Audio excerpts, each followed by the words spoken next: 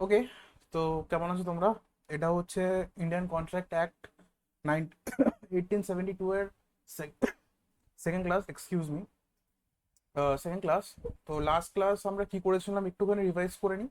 আমার কাছে প্রপার একটা নোটস আছে, তো তোমরা এটা দেখেও পড়তে পারো, কোনো অসুবিধা নেই এতে। তো লাস্ট ক্লাস আমরা কি করেছিলাম এটা একটু দেখে নিই, দেন আমরা পরেরটা কন্টিনিউ করবো। ওকে, তো আমরা করছিলাম ইন্ডিয়ান কন্ট্রাক্ট অ্যাক্ট 1872। আমরা ইন্ট্রোডাকশনে, এটা হয়তো তোমাদের আমি কালকে বলিনি, বাট ইন্ডিয়ান কন্ট্রাক্ট অ্যাক্ট যেটা হয় সেটা আমাদের ইন্ডিয়াতে আসে হচ্ছে 1 সেপ্টেম্বর 1872। এগুলো মনে রাখতে হবে, এখান থেকে কিন্তু এমসিকিউ আসছে। তো আগে ছিল এক্সক্লুডিং জম্মু অ্যান্ড কাশ্মীর, এখন কিন্তু হয়ে গেছে আফটার আর্টিকেল 374 হাঁটার পর হয়ে গেছে whole of India including Jammu and Kashmir. মানে অ্যাক্ট, যে ইন্ডিয়ান কন্ট্রাক্ট অ্যাক্ট আছে, সেটা পুরো ইন্ডিয়াতে ফলো হবে ইনক্লুডিং জম্মু অ্যান্ড কাশ্মীর। আর এটা কবে কবে আমাদের ইনঅ্যাক্ট হয়েছে? ইনঅ্যাক্ট মানে হচ্ছে যখন আমাদের আহ, এটা আমরা ফলো করা স্টার্ট করেছি, তখন হয়েছে 1 সেপ্টেম্বর 1872। কারেক্ট? আচ্ছা, আমরা ডেফিনেশনে পড়েছিলাম প্রপোজাল, তোমাদের হয়তো মনে আছে। প্রপোজাল কি বলেছিলাম? when one person signifies to another his willingness to do or to abstain from doing anything with a view of obtaining the assent of that other to such act or abstinence is said to be make proposal। মানে যখন একটা ব্যক্তি, when a person signifies to other, অন্য একজনকে বলে নিজের ইচ্ছা, his willingness, কিছু করার জন্য বা কিছু না করার জন্য, সেই করা না করার একটা ভিউ থাকে যে আমি হ্যাঁ আশা করছি তার থেকে, সেই হ্যাঁ আশা করাটাকে আমরা বলে থাকি প্রপোজ করা। কারেক্ট? যেরকম প্রপোজ, কেউ যদি বলে তুমি কি আমাকে বিয়ে করবে, তো সেটা আমরা প্রপোজ করা বলি। কারেক্ট? তো সে ব্যক্তিটা যাকে আমরা প্রপোজ করছি সে অ্যাকসেপ্ট করবে কিনা সেটা তার ব্যাপার, বাট আমাদের ইন্টেনশন কি থাকে, যে তার আমাদের উইলিংনেস থেকে আমরা ওকে প্রপোজটা করছি, অফারটা দিচ্ছি যে হ্যাঁ, will you marry me. Next আমরা পড়েছিলাম অ্যাকসেপ্টেন্স। অ্যাকসেপ্টেন্স মানে when person to whom the proposal is made, যাকে প্রপোজালটা দেওয়া হয়েছিল, সিগনিফাইস হিজ অ্যাসেন্ট। সিগনিফাইস হিজ অ্যাসেন্ট মানে হচ্ছে নিজের অ্যাসেন্ট, নিজের হ্যাঁ বা না, যে প্রপোজাল আছে তাকে জানালো। The proposal is said to be accepted. A proposal when accepted becomes a promise. বোঝা গেল লাইনটা কি বলছে? মানে when a person to whom the proposal is made, যাকে প্রপোজাল দেওয়া হয়েছিল, sorry, when the person to whom the proposal is made signifies his assent, যাকে প্রপোজ করা হয়েছিল সে তার নিজের হ্যাঁ বা না অ্যাসেন্টটা দিয়ে দেয়, সেই অ্যাসেন্ট যখন হ্যাঁ বা না বলে তখন বলে প্রপোজালটা অ্যাকসেপ্টেড। ঠিক আছে? আর যখন প্রপোজাল অ্যাকসেপ্ট হয় তখন সেটা হয়ে যায় প্রমিস। মানে কথার কথা, এ বি কে বলল, এ বি কে বলল যে কি তুমি আমাকে 10 কেজি চাল বিক্রি করবে? বি বলল হ্যাঁ, আমি তোমাকে 10 কেজি চাল বিক্রি করব, পার কেজি 50 টাকা।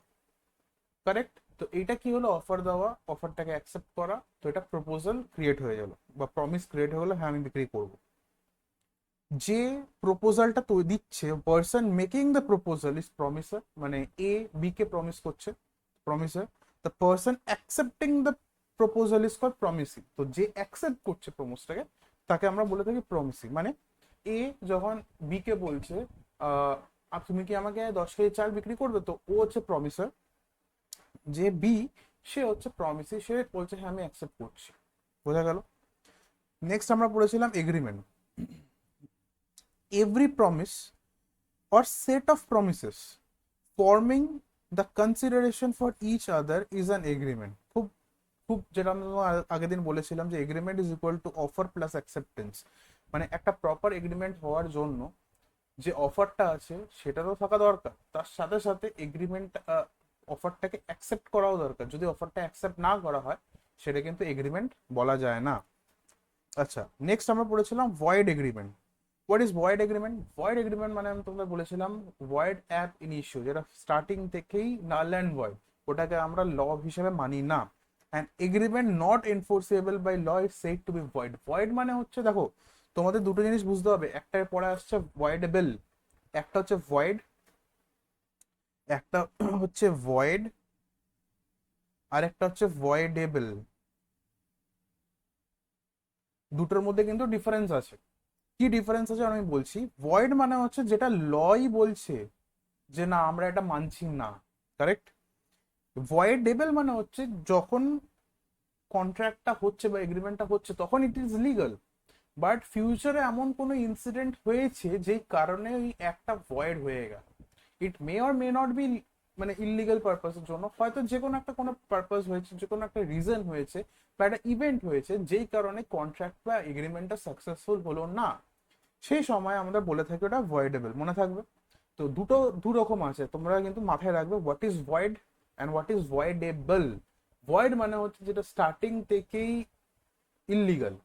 ভয়েডেবল মানে হচ্ছে একটা টাইমের পর with due to some reasons ওটা ভয়েড হয়ে যাচ্ছে। ওটা লিগাল পারপাসের জন্য ভয়েড হচ্ছে বা ইলিগাল পারপাসের জন্য হতে পারে, বাট যে কোনো একটা ইভেন্টের জন্য ওটা ভয়েড হয়ে যাচ্ছে। আচ্ছা, নেক্সট আমরা পড়েছিলাম contract and agreement enforceable by law is contract. মানে প্রথম কন্ট্রাক্ট হওয়ার জন্য কি দরকার? এগ্রিমেন্ট। এগ্রিমেন্ট হওয়ার জন্য কি দরকার? Contract. In simple words contract is equal to agreement plus enforceability. মানে এই জায়গাটা খুব ইম্পর্টেন্ট। যদি কোনো এগ্রিমেন্ট এগ্রিমেন্ট কিন্তু লিগাল ইলিগাল দুটোই হয়, ঠিক আছে। ইলিগাল যেটা হয় কি ভয়েড এগ্রিমেন্ট, বাট হয় তো, কিন্তু যেটা এনফোর্সেবল বাই ল হবে না, মানে ল মানা করবেই, ল বলছে না it is not a contract, সেটা কিন্তু আমরা কোনোদিন কন্ট্রাক্ট মানতে পারবো না। কন্ট্রাক্টের জন্য ওই কারণে দেখবে তোমরা স্ট্যাম্প পেপার ইউজ হয়, প্রপার স্ট্যাম্প পেপার ইউজ হয়। ওইখানে স্ট্যাম্প পেপারে দেওয়া থাকে যে হ্যাঁ আমাদের মধ্যে যে এগ্রিমেন্টটা হয়েছে, যে চুক্তিটা হয়েছে, এটার এই টার্মস অ্যান্ড কন্ডিশনস গুলো আছে। এবার আমরা আসি নেক্সট ভয়েডেবল কন্ট্রাক্ট। ভয়েডেবল কন্ট্রাক্ট কি? an agreement which is enforceable by law at the option of one। মানে যেই সময় করছিল এগ্রিমেন্টটা, যেই সময় করছিল সেই সময় এনফোর্সেবল বাই ল ছিল, but not at the option of others. But not at of the option of others মানে যার সাথে করছিল তার কোনো প্রবলেম হয়েছে। মানে যেই সময় এগ্রিমেন্টটা হচ্ছিল তখন কোনো প্রবলেম ছিল না, বাট ইভেনচুয়ালি কোনো একটা প্রবলেম অ্যারাইজ হয় যেই কারণে বা সেই কারণে এটা ভয়েডেবল হয়ে যায়। নেক্সট আসছে ইজ এভরি এগ্রিমেন্ট কন্ট্রাক্ট। সব এগ্রিমেন্ট, সব কটা এগ্রিমেন্ট কি কন্ট্রাক্ট হয়ে থাকে? ভালো করে ভেবে বলবে। দেখো, যে কোনো কন্ট্রাক্ট কিন্তু এগ্রিমেন্ট হয়ে থাকে, বাট যে কোনো এগ্রিমেন্ট কি কন্ট্রাক্ট হয়? এটা সিম্পল ভাষায় আমি যদি বলতে চাই, তো কি করে বলি, ধরো সায়ন অ্যান্ড সায়ন নিয়োগী, তোমরা দেখতে পাচ্ছ এখানে? না দেখতে পাচ্ছ না।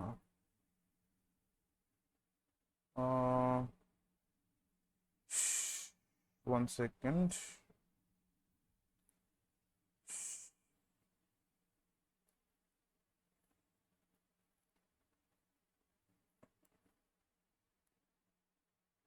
সায়ন সায়ন নিয়োগী, আমি এটা বলতে পারি যে সব সায়ন নিয়োগী সায়ন তো হয়, বাট সব সায়ন সায়ন নিয়োগী হয় না। বোঝা গেল আমি কি বলতে চাইছি? মানে আমি, আমার নামে তো অনেকজন থাকতে পারে, বাট সবাই কি আমি? এক্স্যাক্টলি, আমি এটা বোঝাতে চেয়েছি। তো সিমিলারলি যে কোনো কন্ট্রাক্ট হওয়ার জন্য কি দরকার ছিল? Agreement plus enforceability. তো সব কন্ট্রাক্ট তো এগ্রিমেন্ট হয়েই থাকে, বাট সব এগ্রিমেন্ট কি কন্ট্রাক্ট হয়? এখানে আমার আসছে জিনিসটা। No, every agreement is not a contract. No, every agreement is not a contract. An agreement to become a contract must give rise to a legal obligation। মানে যে কোনো কন্ট্রাক্ট, যে কোনো এগ্রিমেন্ট কন্ট্রাক্টে পরিণত হওয়ার জন্য তাকে একটা লিগ্যাল অব্লিগেশন দিতে হবে। যদি সেখানে কোনো লিগ্যাল অব্লিগেশন না আসে তো সেটাকে আমরা কোনোদিন বলতে পারি না।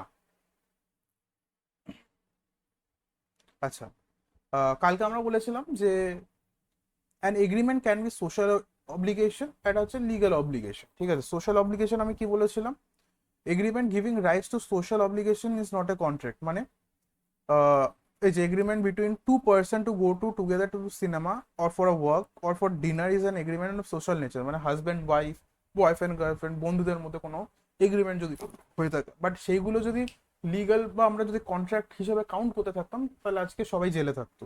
তো এগুলো হয় না।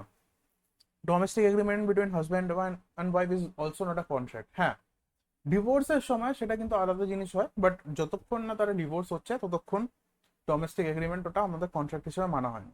লিগ্যাল অব্লিগেশন কি, agreement giving rights to legal obligation is a contract. Legal obligation কথাটার মানে কি, যে কিছু করতে হবে, তো ওটা হচ্ছে লিগ্যাল অব্লিগেশন ক্রিয়েট হয়ে যায়, সেই সময় ওটাকে আমরা কন্ট্রাক্ট বলে থাকি। Next, every contract is an agreement but every agreement is not a contract. যেটা আমি তোমাদের এক্ষুনি বলছিলাম যে এভরি এগ্রিমেন্ট, যে কোনো এগ্রিমেন্ট সেটা কন্ট্রাক্ট তো হয়, বাট যত যত কন্ট্রাক্ট মানে যত কন্ট্রাক্ট আছে সেগুলো এগ্রিমেন্ট তো হয়ে থাকে, বাট যে এগ্রিমেন্ট গুলো হয় সেগুলো কিন্তু সবসময় কন্ট্রাক্টে পরিণত হয় না। কন্ট্রাক্টে পরিণত হওয়ার জন্য কি দরকার হয়, এনফোর্সেবিলিটি বাই ল। ডিফারেন্স,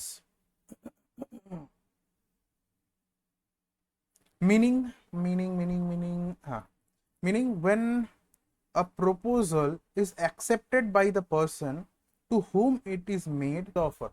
মানে ধরো আজকে আমি নো অফারই, যে যে প্রপোজালটা করেছে সে যদি নাই জানে যে অ্যাকচুয়াল অফারটা আছে, আমরা কিন্তু তাকে অ্যাকসেপ্টেন্স বলে থাকি না।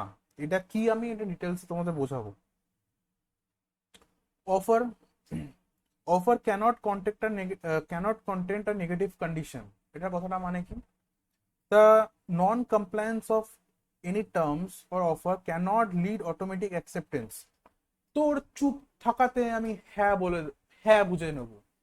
ধরো তোমরা কোথাও গেলে, কোনো পার্টিকুলার কাউকে একজনকে বললে দাদা আপনি এটা বিক্রি করবেন তো, চুপচাপ আছে, আমি বলতে পারি না এরকম আপনার চুপ থাকাতে আমি হ্যাঁ এটা মেনে নেব না। নেগেটিভ না বলাকেই যে আমরা হ্যাঁ মনে করে নেবো সেটা কিন্তু অ্যাকচুয়ালি নয়। অফার যখন যেরকম প্রপার কনভে হবে সেরকম অ্যাকসেপ্টেন্সও প্রপারলি কনভে হওয়া দরকার। যেরকম he offers to sell his cow to B for 5,000. If offer is not rejected by Monday, it will be considered as accepted। সেটা কি কম, আমি একে বিকে বললাম যে ভাই 5,000 টাকা দিয়ে তোর গরুটা আমি কিনবো, যদি সোমবার অবধি তুই যদি হ্যাঁ বা না বলিস তাহলে আমি হ্যাঁ মেনে নেবো। হোয়াট ইজ দিস ননসেন্স, না এরকম হয় না। আচ্ছা, দুটো জিনিস মনে রাখবে, offer and invitation to offer. One second,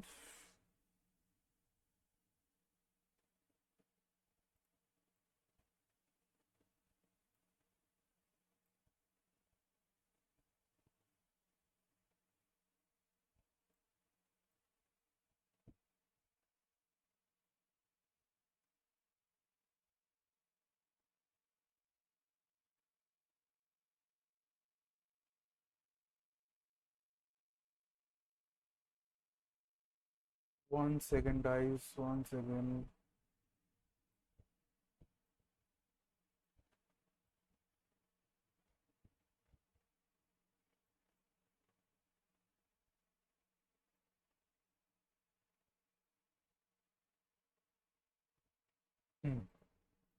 ওকে, তো অফার মানে কি, when one person expresses his will to another person to do or not to do something is called offer। Invitation to offer মানে কি, when a person expresses something to another person to invite him to make an offer। তোমরা কোনোদিন shopping মলে দেখেছো তো, কি লেখা থাকে, বাই ওয়ান গেট ওয়ান, ঠিক আছে, দেন থাকে হচ্ছে লেখা থাকে, বা যে কোনো মল বা যে কোনো ডিপার্টমেন্ট স্টোরে কি জেনারেলি কি থাকে, সিস্টেমটা কি হয়, তোমরা ঢুকে যাও ভেতরে, ওখানে ম্যানিকুইন সাজানো থাকে বা ডিসপ্লেতে জিনিসগুলো থাকে, what what are those, those are invitation to offer. মানে যে দোকানদারটা, সে এক্স্যাক্টলি ওই জিনিসটা, মানে ওই ফল বা কাপড় জামাগুলো বাইরে রেখে তোমাদেরকে ইনভাইট করছে যে প্লিজ আসো অ্যাকসেপ্ট করো, ওটাকে আমরা বলে থাকি ইনভিটেশন টু অফার। অবজেক্টিভ কি আছে অফারের? টু এন্টার ইনটু কন্ট্রাক্ট, যেটা আমি তোমাকে বললাম, to receive offer from people, দেখো to receive offers from people and negotiate terms. দোকানদার ডিসপ্লেতে জিনিস রেখে দেয়, ডিসপ্লেতে টিভি রেখে দিয়ে, এরকম তো না তুমি গিয়ে উঠিয়ে নিয়ে চলে এলে, না এরকম তো হয় না। কিরকম হয়, তুমি গেলে গিয়ে জিজ্ঞাসা করে যে এই দামটা এরকম নেগোসিয়েশন করলি, এইভাবেই চল।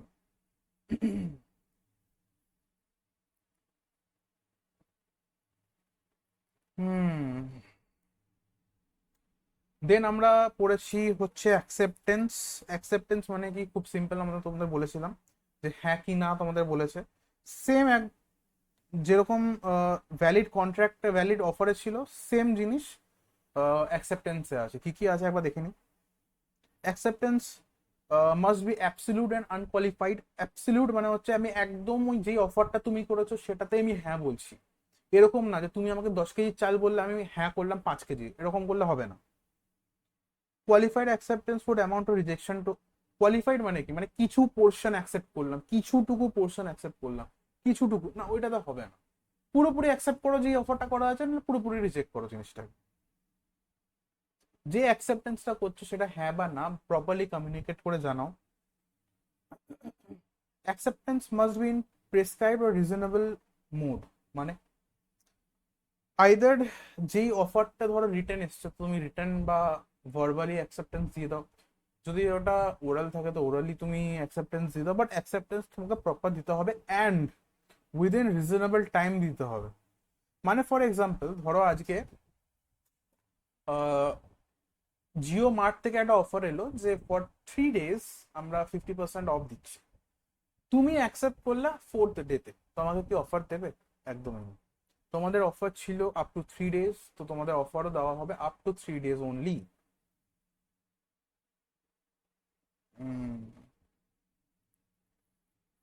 হ্যাঁ, আর একটা জিনিস মনে রাখবে, এখানে লেখা আছে acceptance must be given only to the person, only by the person to whom the offer is made. মানে ধরো আজকে আমাকে কেউ অফার করলো, আমার হয়ে আমার বন্ধু কি সেটা অ্যাকসেপ্ট করতে পারবে? কোনোদিন না। আমাকে যদি অফার করে থাকে, আমাকেই সেই অ্যাকসেপ্টেন্সটা তাকে দিতে হবে। একবার অফার রিজেক্ট হয়ে গেলে, rejected offer can be accepted only on renewal. মানেটা কি, rejected offer can be accepted only on renewal, offer once rejected can not be accepted unless and until fresh offer is made. মানে প্রথমে আমি reject করে দিলাম, দোনো মনো, প্রথমে reject করে দিলাম তারপর আমি হ্যাঁ বলছি, না ওরকম হবে না। যদি আমি রিজেক্ট করে থাকি তাকে একটা ফ্রেশ অফার আমাকে করতে হবে, তারপরে গিয়ে আমি ওটাকে অ্যাকসেপ্ট করতে পারবো। হ্যাঁ, আচ্ছা, communication of offer and acceptance and revocation কি বলছে? Communication of offer is complete when it comes to the knowledge of offer. মানে একটা অফারকে কমপ্লিট আমরা কখন বলবো, যখন যেই ব্যক্তিটাকে আমরা অফার করছি সে সে জেনে গেছে হ্যাঁ আমাকে অফার দেওয়া হচ্ছে, তো সেটাকে আমরা বলে থাকি কমপ্লিশন অফ অফার। ঠিক আছে। আচ্ছা, communication of acceptance is complete দুটো কেসে হয়ে থাকে, যখন আমাদের অ্যাকসেপ্টেন্সটা আমরা কমপ্লিট করে থাকি। কখন? এগেনস্ট অফারার, এগেনস্ট অফারি কি বলছে শুনে নি। when offeree puts the acceptance in course of transmission, আমি বলে দিলাম হ্যাঁ আমি অ্যাকসেপ্ট করে নিয়েছি, তার মানে কি acceptance complete. when the acceptance comes to the knowledge of offerer, মানে ধরো আমি অ্যাকসেপ্ট করে নিয়েছি বাট আমি অফারারকে বলিনি এখন, বাট সামহাউ সে জানতে পেরে যায় যে আমি অ্যাকসেপ্ট করে নিয়েছি, তো সেটাকেও আমরা কমপ্লিট অ্যাকসেপ্টেন্স মেনে নেব। রিভোকেশন মানে হচ্ছে উইথড্র অফ অফার, মানে আমি যে অফারটা করলাম সেটা আমি ব্যাক করে নিলাম, রিভোক করে নিলাম। Revocation of offer is valid before the offer puts the acceptance in course of transmission. খুব ভালো করে শুনবে, ভালো করে বুঝবে। ভাবো আজকে 1st এপ্রিল, আমি আজকে অফার করলাম, কারেক্ট, থ্রু পোস্ট করলাম, এটা যে অ্যাকসেপ্টার আছে সে তার কাছে পৌঁছাবে 7/4-এ। এবার আমার কাছে প্রশ্ন হচ্ছে, এই রিভোকেশনটা আমি কতদিনে, এই যে অফারটা যে করলাম, এই রিভোকেশনটা আমি কতদিনের মধ্যে করতে পারবো? যতক্ষণে অফারটা এনার কাছে পৌঁছাচ্ছে আর ইনি অ্যাকসেপ্ট করছেন, তার আগে যদি আমি এটাকে রিভোক করে দিই, তাহলে আমাদের রিভোকেশন অফ অফার হয়ে যাবে। এই জন্য এখানে লেখা আছে, ভালো করে পড়বে, revocation of offer is valid, revocation of offer is valid before অফারই পুটস দ্য অ্যাকসেপ্টেন্স। যাকে অফার করা হয়েছে সে যতক্ষণ না অ্যাকসেপ্ট করছে, তার আগে তুমি যদি উইথড্র করে নাও, তাহলে সেটা রিভোকেশন হয়ে যাবে। আচ্ছা, কন্ট্রাক্টস ওভার দ্য টেলিফোন, এটা খুব important. Contract over telephone can be valid contract, মানে ধরো কোনো কারোর সাথে আমি কোনো কন্ট্রাক্ট করলাম থ্রু ফোন, তাহলে ওটা ভ্যালিড কন্ট্রাক্ট হবে। It is important that acceptance must B audible, hard and understood. এরকম না, হ্যালো দাদা, দুদিন পর, হ্যালো দাদা, আমি 10 কেজি চাল কিনছি, আপনি বিক্রি করছেন তো? হ্যাঁ করছেন তো, রেখে দিলাম। না, সেরকম করলে হবে না, প্রপার অ্যাকসেপ্টেন্স শুনতে হবে, প্রপার অ্যাকসেপ্টেন্স করতে হবে, তারপরে গিয়ে সেটা প্রপার অফার বা প্রপার কন্ট্রাক্ট আমরা মানতে পারবো। If during the conversation telephone line goes dead, মানে ধরো, হ্যালো দাদা, আপনি আমাকে 10 কেজি চাল বিক্রি করছেন? ও বলছে হ্যাঁ করবো, বা কেটে ডেড হয়ে গেল, বা ডেড, তো পুরোপুরি কনভারসেশনটা হলো না। আবার প্রথম থেকে ফ্রেশ করে সেম জিনিসটা আবার রিপিট করে তোমাদের নতুন করে কন্ট্রাক্ট করতে হবে ওভার দ্য ফোন। দেখো, if the whole conversation is repeated and the offerer hears and understand the word of acceptance, the contract is complete. তখন আমরা মনে নেবো যে কন্ট্রাক্ট আমাদের কমপ্লিট হয়ে গেছে। আচ্ছা, how revocation of proposal is made. Revocation of proposal মানে হচ্ছে, যেই প্রপোজালটা আমরা করেছি, মানে যে প্রপোজালটা হয়েছিল, সেটাকে আমরা রিভোক কি করে করব? নোটিশ দিয়ে। যাকে আমি অফার করেছিলাম তাকে আমি নোটিশ পাঠিয়ে দিলাম যে ভাই এখন আর অফারটা ভ্যালিড নেই। টাইম ল্যাপস হয়ে গেলে, 10 দিনের অফার ছিল, 11 দিন পর গিয়ে অ্যাকসেপ্ট করছে, হবে না। ধরো কোনো একটা অফার ছিল যেটা কোনো কন্ডিশন ছিল, সেই কন্ডিশনটা ফেলিয়ার হয়ে গেল, মানে ধরো আমি বললাম আমার পার্টিকুলারলি এই বাসমতি রাইসটা, সে বললো আমার কাছে নর্মাল প্রিমিয়াম রাইস আছে, কন্ডিশন ফুলফিল হচ্ছে না, অফার রিজেক্ট। যাকে প্রপোজ করেছিলাম সে টপকে গেল, হবে না, reject, revocation. Offer is not accepted in prescribe mode, মানে যেইভাবে ধরো আমাকে বলেছিলাম আমার ক্যাশ লাগবে, সে বলছেন আমি অনলাইনই দেবো, তো এটা ওইভাবে অফার কন্ট্রাক্ট হবে না। আবার হচ্ছে তো offer makes a counter offer, মানে ধরো আমি একজনকে অফার করলাম, সে আমাকে উল্টে একটা অফার করে দিল, তো মানে হচ্ছে পুরোনো পুরোনো যে অফারটা ছিল ওটা নাল অ্যান্ড ভয়েড। লাস্ট দিন আমি পড়েছিলাম কনসিডারেশন। কনসিডারেশন কি, ভালো করে শুনবে। When at the desire of the promisor, মানে যে প্রমিস করছে তার ইচ্ছায়, the promisee or any other person has done, কিছু করেছে, অর কিছু করেছিল, অর অ্যাবস্টেন ফ্রম ডুইং, কিছু করা না করার জন্য, does or abstinence from doing, promises to do or abstain from doing something, such act or abstinence of promise is called consideration for the promise। মানে যে প্রমিসটা, যাকে আমরা কিছু করার জন্য বা না করার জন্য কিছু একটা দিচ্ছি বা করছি, সেটাকে আমরা কনসিডারেশন করে থাকি। মিনিং কি এটা? মিনিং হচ্ছে আমি বলেছিলাম সামথিং ইন রিটার্ন। এটা it can be a promise, it can be monetary, it can be in kind, it can be in any form. যে কোনো agreement made without consideration is void. যদি কোনো এগ্রিমেন্ট যেটার মধ্যে কনসিডারেশন নেই, something in return নেই, সেটাকে void মানা হয়। যেরকম ব্রাদার সিস্টারকে 500 টাকার নোট দিল বিকজ অফ রাখি, তো ওটার তো কোনো কনসিডারেশনই না। And domestic, it is of domestic purpose, তো হবে না। আচ্ছা, টাইপস অফ কনসিডারেশন কি কি আছে? টাইপস অফ কনসিডারেশন আছে past consideration, present consideration, future consideration. Okay. In case of past consideration, the promiser had received the consideration before the promise. মানে ধরো আজকে আমি প্রমিস করেছি কিন্তু তার কনসিডারেশনটা আমি আগেই পেয়ে গেছি। সিমিলারলি প্রেজেন্ট মানে হচ্ছে যখন আমি কনসিডারেশনটা করছি সেই সময় আমি যখন আমি প্রমিসটা করেছি বা অফারটা দিচ্ছি সেই সময় আমাকে কেউ কনসিডারেশনটা দিচ্ছে। আর ফিউচার মানে হচ্ছে আমাকে ফিউচারে আমি গিয়ে কনসিডারেশন দেবো, বাট দেবো, যদি না দিই সেটা কিন্তু এগ্রিমেন্ট হবে না।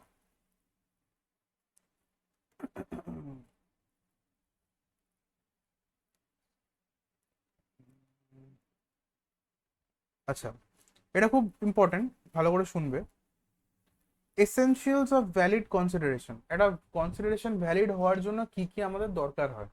First, consideration must move at the desire of promisor. মানে তোমাদের যদি আমি বলি এখানে example, if Munna rushes to Circuit's help, Munna মানে Munna Bhai MBBS, whose house is on fire, there is no consideration but a voluntary act. But if Munna goes to Circuit's help at Circuit's request, there is a good consideration as Circuit did not wish to do the act gratuitously, মানে নিজের ইচ্ছায় without any কনসিডারেশনে করতে চায়নি। ভালো করে বুঝবে এক্সাম্পলটা, আমি আরেকবার বলছি। If Munna rushes to Circuit's house to help because his house is on fire, ধরো সার্কিটের বাড়িতে আগুন লেগে গেছে অ্যান্ড মুন্না নিজের ইচ্ছায় সেখানে গেছে হেল্প করতে, ঠিক আছে, তো ওটা হচ্ছে একটা ভলেন্টারিলি অ্যাক্ট, বিকজ ওখানে কোনো কনসিডারেশন নেই। বাট যখন মুন্না নিজের ইচ্ছা নেই বাট সার্কিট ডেকেছে, ভাই প্লিজ আয়, আমি তোকে যা টাকা তুই বলবি আমি তোকে দেবো, ওইখানে হয়ে যাচ্ছে consideration, because the act Munna did is not a gratuitous act. Gratuitous মানে নিজের ইচ্ছায় অ্যাক্ট করেনি। আর একটা এক্সাম্পল দেখি, উদয় ভাই agrees to sell his house to Majnu ভাই ফর 50,000.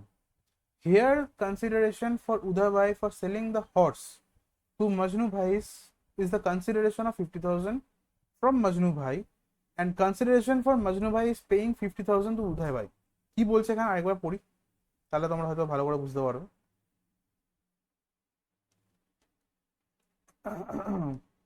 উদয় ভাই agree to sell his horse to Majnu ভাই ফর 50,000, মানে উদয় ভাই মজনু ভাইকে বলেছে আমি 50,000 টাকায় ঘোড়াটা কিনবো। Here the consideration for Uday bhai for selling the horse to Majnu bhai is 50,000.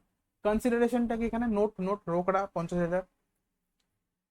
আর মজনু ভাইয়ের জন্য কনসিডারেশন কি সামথিং ইন রিটার্ন, যে 50,000 দেবে উদয় ভাইকে। Is Uday Bhai selling his horse, here the consideration had come at the desire of the promisor. যদি সে ইচ্ছা করে বিক্রি করতে চায় তবেই গিয়ে সেটা সাকসেসফুল কনসিডারেশন ক্রিয়েট হবে। যতক্ষণ না উদয় মজনু ভাই নিজের ঘোড়াটাকে বিক্রি করতে চাইছে ততক্ষণ উদয় ভাই ওটা কিনতে পারবে না, কনসিডারেশন হবে না।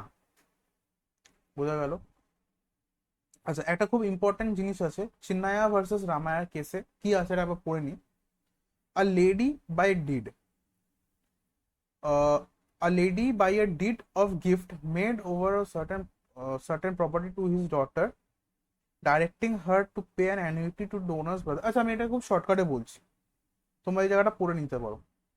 কি হয়েছিল কেসটা, চিন্নায়া ভার্সেস রামায়াতে এমন একটা কেস হয়েছিল যখন একজন ডটার আছে তাকে বাড়িটা দেওয়া হয়েছিল, তার নিজের বাড়ি দিয়ে দিয়েছিল তার ডটারকে, এবং বলেছিল যে তার আঙ্কেলকে যাতে সে দেখভাল করে বা তাকে একটা মান্থলি পেনশন দেয়, তাই কারণে সে ডটারের হাতে ট্রান্সফার করেছিল।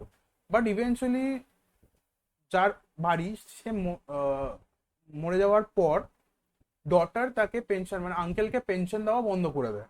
আঙ্কেল গিয়ে কেস করে, বলে যে তোমাকে যে বাড়িটা দেওয়া হয়েছিল ওটার মধ্যে কন্ট্রাক্ট সাফ সাফ বলা আছে তোমাকে বাড়িটা দেওয়া হচ্ছে জাস্ট শুধুমাত্র পেনশন দেওয়ার জন্য আঙ্কেলকে, যদি পেনশন না দেওয়া হয় তার মানে কি ওটা ব্রিচ অফ কন্ডিশন হচ্ছে। Breach of condition is equal to breach of contract. Consideration must be something of value, it may be an act, abstinence or return promise, মানে যা কিছু হতে পারে, হ্যাঁ না করবো না, মাস্ট নট বি আনলফুল। আর একটা জিনিস, নো কনসিডারেশন নো কন্ট্রাক্ট, মানে যেখানে কনসিডারেশন হবে না সেখানে আমরা কন্ট্রাক্ট কন্ট্রাক্টও সেখানে আমরা করতে পারবো না। মিনিং কি বলছে, দ্য জেনারেল রুল বলছে an agreement made without consideration is void. খুব ইম্পর্টেন্ট লাইন, মাথায় রাখবে। An agreement made without consideration, যেখানে কনসিডারেশন নেই, সেটা আমরা ভয়েড,